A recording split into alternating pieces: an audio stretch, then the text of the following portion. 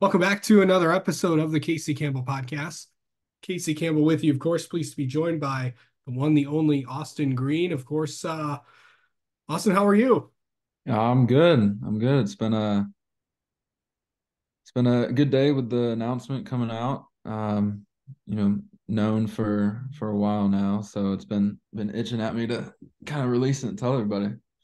Yeah. Okay, so what are you going to be doing? So we're doing part-time NASCAR Xfinity and part-time Trans Am again with Peterson Racing and Through Dimensional Service Group. Yeah. So it's actually of course, I know obviously if the Peterson Racing Group, obviously we've saw them before, obviously mostly known in Trans Am.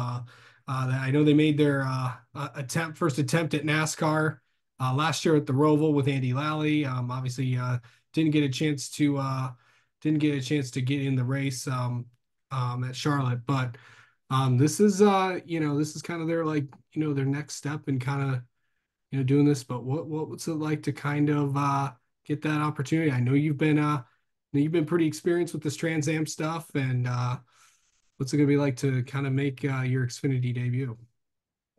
Yeah, I mean it's awesome. Especially go back for a second year with Trans Am. Last year a lot of the tracks we went to were, brand new for me. And we ran good at a lot of them. A couple of them we had a couple mistakes and mechanical issues, but you know, having last year lead into going to the next step in the Xfinity Series is it's new for everybody. It's really new for me. So I'm excited. Thankfully, the first one will be at Coda in March. So I've already been there twice with the Trans Am car, so kind of know what to expect, but also going in pretty blind. You're going to be doing a lot of the road course races, so a lot of play. But the thing is, it's a lot of them that you're very familiar with. You know, with Watkins Glen. I know you've been there. The Roval, obviously, not too far away from you. Going to Portland, going to Sonoma. Um, what's that going to be like knowing that it's going to be in a different type of car, but you've had some seat time in another vehicle. Yeah, I've got a couple friends that are in the Xfinity series, so I've kind of have been talking to them because a couple of them have raced Trans Am as well, just to kind of see the big difference and kind of what to expect.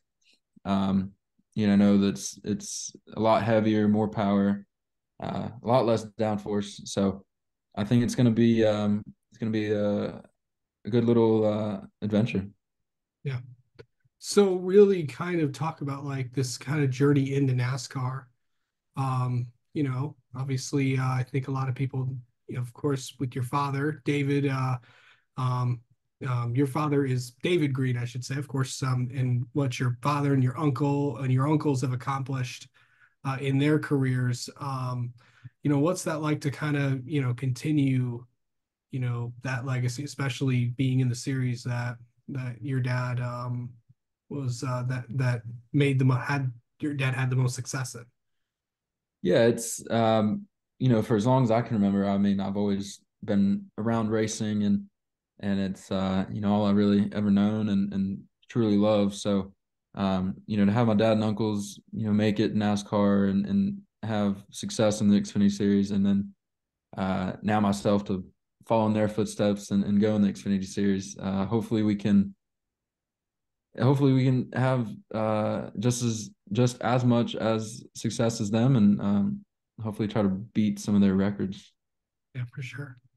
Also on top of this, you're also doing a part-time Trans Am schedule. I know you were at all those Trans Am races in this last year. What was that? I know that's kind of where a lot of these teams are kind of going to get them trained as NASCAR's increased road courses on, the schedule the last few years. But what's that been like just to race in that series? And you're still going to be doing it in some part-time weekends at a handful of tracks. Yeah, I love it. I really like road courses. Just you got to think differently, you got to approach them differently, and there's just a lot more that goes into it rather than a little circle track. So, and I think the Trans Am cars are, a great comparison to a lot of the stuff you see on the NASCAR side. So I think, we've seen last year we had a couple of the Cup guys come over and run a race or run a practice, try to get some experience. So I think, it's I always call it a stock car with a wing. Um, so but yeah, they're great cars. Super fun to drive, and yeah, I'm just looking forward to finding out the difference between the two. Yeah. So I know you're gonna have some time kind of, getting used to this, but what's that gonna be like to go out there and know that you're gonna be racing in one of these top three series? Yeah, like I said, I mean, it's a true dream come true for me. Racing's all I've ever known and what I truly love. So to progress further in the sport and you know gain some more attention and um, I just want to go out there, do everything I can do, and try to succeed and run as best as I can. Yeah. Um, like how do you like I don't know, I don't know if I've ever asked you this, but how do you like mentally get ready for a race? Oh, that's a great question. I don't know. Usually,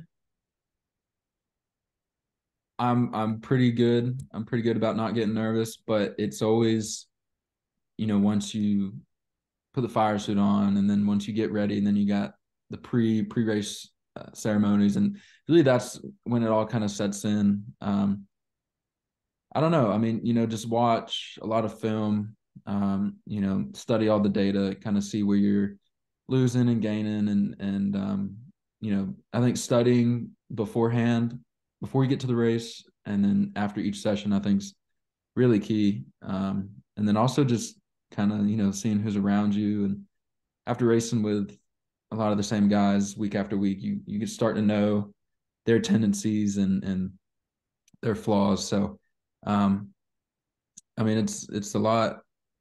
It's a lot on the physical side, but it's a lot on the mental side as well. Yeah. So let's, just kind of what track are you most excited to go to? Oh boy. Um, I don't know. I mean, all of them, I would say. Um, I think we've always ran good at Sebring with the Trans Am stuff. So I'm excited to go back there. And yeah, I mean, I don't know. Every track's different. I would probably say Charlotte. Just have that being close to home and like a hometown race. Um, but yeah, I think I'd say all of them for sure. I know that I know it's been quite the journey for you to get to this moment. I know you've you've kind of done a lot of things with trying to just battle for, your career and all that stuff. I know that I believe you also, I don't know if are you correct me if I'm wrong, are you still in college or did you graduate or anything like that? Yeah, I'm still in college, senior at Appalachian State. So I'm scheduled to graduate in May. So I'm counting down the days. I'm ready to get out. Yeah. So what's that like just to, kind of, manage, being an everyday college student and just trying to, make it in NASCAR. Yeah, it's definitely busy. But thankfully most of the professors work with me on that end. When I'm gone and traveling. So um, I don't it kind of gets stressful at sometimes, but I like staying busy. So um, it I'll always, we'll go out for a practice session or something and then come back, study the film, study the data, and then I gotta go write a paper or something. So at the racetrack. But it's neat, it's unique, and I'm grateful to get an education and also have a pretty cool job. Absolutely. Um, yeah. So So really, what are you going to be doing until your first race? Um, so the first race with Trans Am is the end of February. So we got a test at Sebring in a couple weeks with the Trans Am series. So that just trying to mentally and physically prepare for it and just count my blessings. All right. All right, Austin, thank you so much for the time. As always, we'll talk to you soon, bud. Thank you.